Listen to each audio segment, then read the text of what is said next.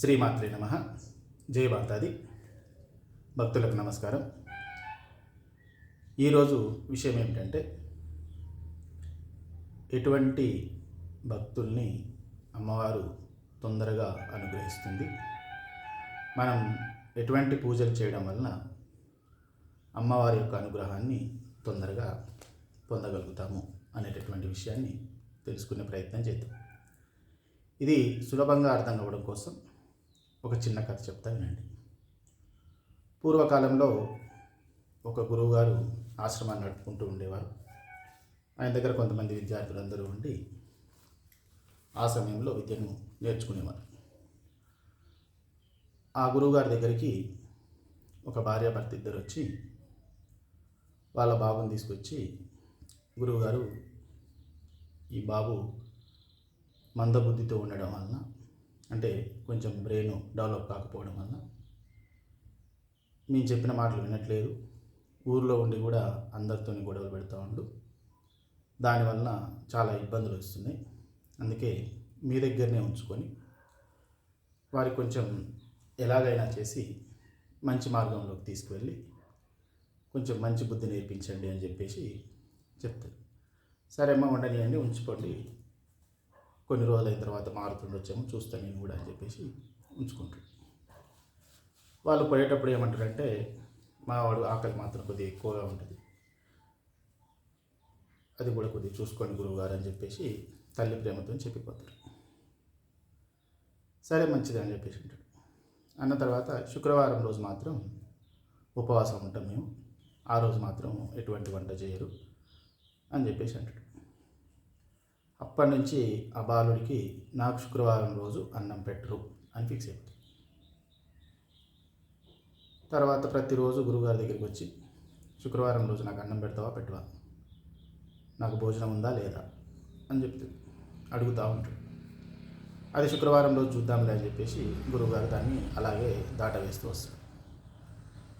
ఇక శుక్రవారం రానే వచ్చింది. శుక్రవారం రోజు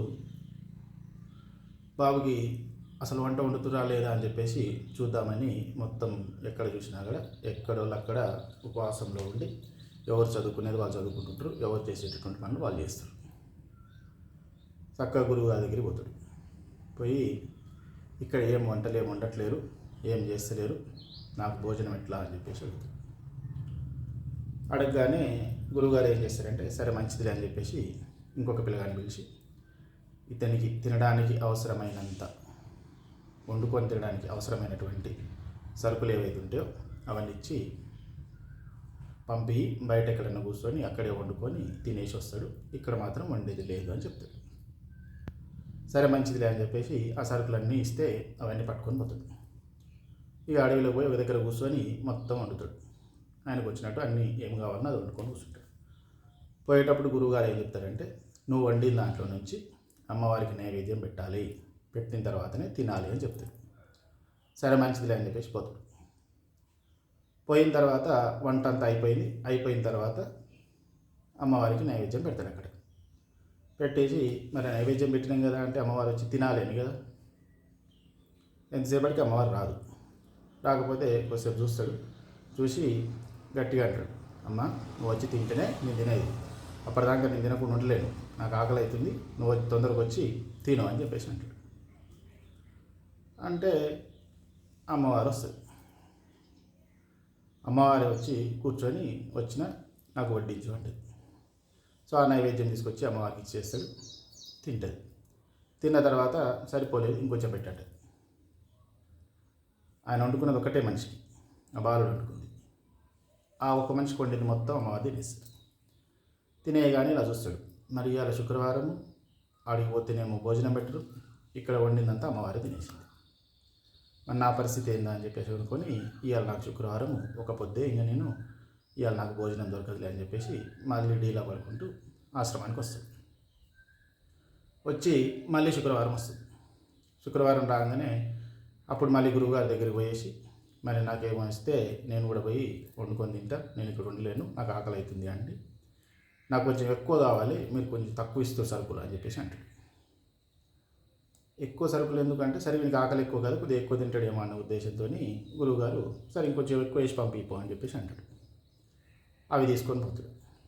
తీసుకొని పోయి మళ్ళీ సేమ్ వంట వండుతాడు. వంట వండేసి ఆడబెట్టుకొని కూర్చుంటాడు. అమ్మవారు రాదు.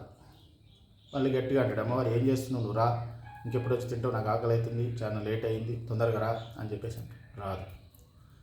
రాకపోతే ఏం చేస్తారంటే, అసలు మీరు ఏం చేస్తారు, అయ్యవారు మీరిద్దరు కూర్చొని మాట్లాడుకుంటూ కూర్చుంటారా, మీరు అట్లా మాట్లాడుకుంటూ కూర్చుంటామంటే నాకు ఆకలి అవుతుంది ఇక్కడ అని చెప్పేసి నువ్వు వచ్చి తినిపో అని చెప్పేసి అంటాడు.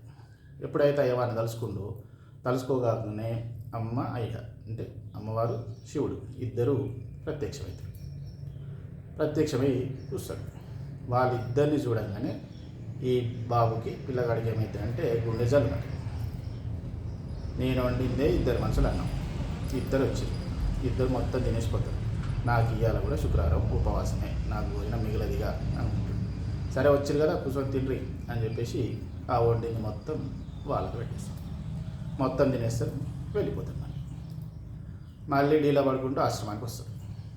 ఆశ్రమానికి వచ్చి మళ్ళీ శుక్రవారం వస్తుంది. శుక్రవారం రాగానే మళ్ళీ గురువుగారి దగ్గరికి పోతాడు.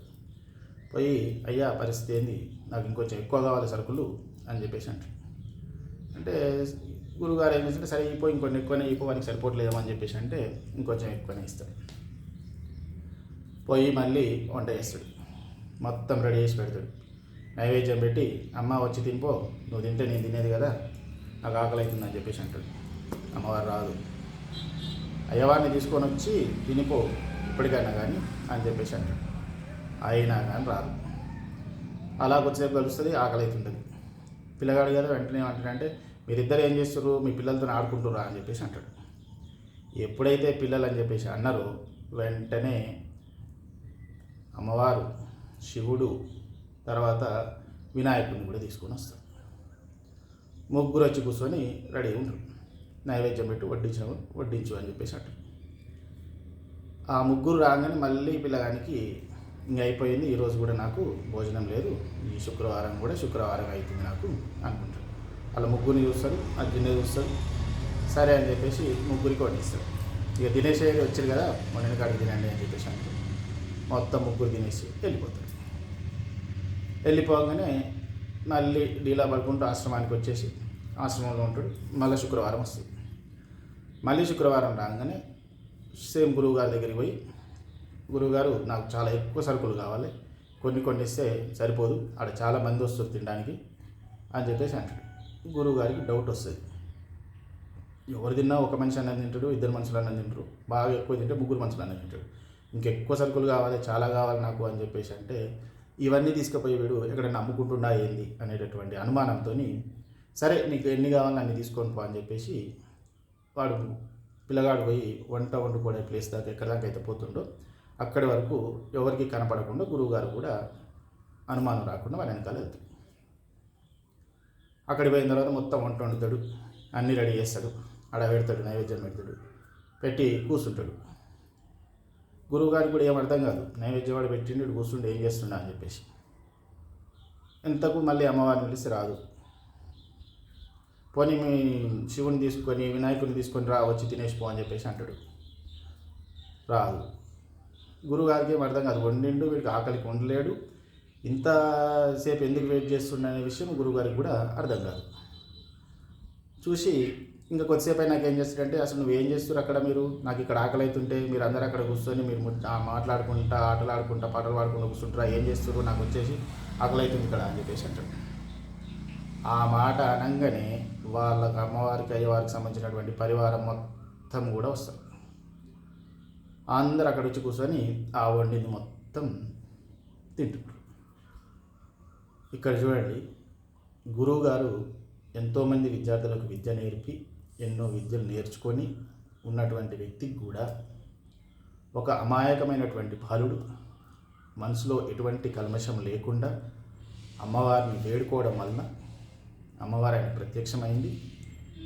ఈ బాలుడు ఆ గురువుగారి దగ్గరికి పోవడం వలన శుక్రవారం రోజు భోజనం దొరకట్లేదు, నైవేద్యం అనేది పెడితే అమ్మవారు తిన్న తర్వాతనే మనం తినాలి అని చెప్పేసి అతను అలా మనసులో అనుకోవడం వలన అమ్మవారిని అంత నిష్టగా అంత ఎటువంటి మనసులో కల్మషం లేకుండా వేడుకోవడం జరిగింది. దానివల్ల ఏమైంది చూడండి, ఆ బాలుడికి అమ్మవారు దర్శనమిచ్చింది. ఈ బాలుడి వలన వాళ్ళ గురువు గారికి కూడా అమ్మవారి దర్శనం లభించింది. ఇలా మనం మనసులో ఎటువంటి కల్మషం లేకుండా పూజ చేసుకొని అమ్మవారిని తలుచుకుంటే అమ్మవారు ఖచ్చితంగా మనకు అనుగ్రహిస్తుంది. అంతేగాని పూజ మొదలుపెట్టిన కాడ నుంచి అయిపోయేంత వరకు పక్కవారితో మాట్లాడుతూ, ఇంట్లో పనుల గురించి మాట్లాడుతూ, ఇవన్నీ చేసుకుంటూ నేను పూజ మంచిగా చేసిన, మంచి మంచి పెద్ద పెద్ద పూలు తెచ్చిపెట్టిన, మళ్ళీ విగ్రహాలను మంచిగా తోమిన, నీటి పెట్టిన, అంటే మళ్ళీ విగ్రహాలు కడగొద్దని నేను చెప్పట్లేదు, బొట్లు పెట్టొద్దని నేను చెప్పట్లేదు. కాకపోతే వాటి మీద పెట్టేటటువంటి కాన్సన్ట్రేషను, ఆ పని చేసేటప్పుడు జరిగేటటువంటి మొత్తం కూడా మన మనసులో అమ్మవారినే తలుచుకుంటూ ఉండాలి. పూజ చేసేటప్పుడు మరీ ప్రత్యేకంగా ఎటువంటి చెడు మాటలు మాట్లాడకుండా మంచి మాటలు మాట్లాడుకుంటూ సాధ్యమైనంత వరకు మౌనంగా ఉండడానికి ప్రయత్నం చేస్తూ మీరు మనసులో అమ్మవారిని స్మరించుకుంటూ అలంకరణ అంతా అయిపోయిన తర్వాత అప్పుడు మీకు వచ్చినటువంటి శ్లోకాలు కానీ స్తోత్రాలు కానీ ఏమన్నా ఉంటే వాడుకోండి. మీ నిత్య పూజ విధానం ఏ విధంగా చేసుకుంటామో దాంట్లో వాడుకోవచ్చు. ఈ జరిగేటటువంటి తంతు మొత్తంలో కూడా మనం చేయాల్సింది ఏంటి అంటే ఎటువంటి కల్మషం లేకుండా అమ్మవారిని ఆరాధించడమే. ఇక్కడ అమ్మవారంటే అమ్మవారని కాదు, మీరు ఏ దేవుడికి పూజ చేస్తున్నామో మాకు పలానా దేవుడు ఇష్టము అనుకునే వాళ్ళు ఎవరైనా కానీ వారిని అంతే ప్రేమతోని, అంతే మనం ఎటువంటి మనసులో వేరే దురుద్దేశాలు ఏమీ లేకుండా, కల్మషం ఏమీ లేకుండా వారితో కనుక మాట్లాడుతూ ఉంటే ఖచ్చితంగా వాళ్ళు మనతో మాట్లాడతారు. మనకు కావాల్సింది కూడా వాళ్ళ అనుగ్రహం అనేది కంపల్సరీ లభిస్తుంది. ఇలా ప్రతిరోజు మీ ఇంట్లో పూజలు చేసుకుంటూ అమ్మవారి నామస్మరణ చేసుకుంటూ స్మరిస్తూ ఉండండి, మంచి జరుగుతుంది. జై మాతాది, శ్రీమాత్రే నమః.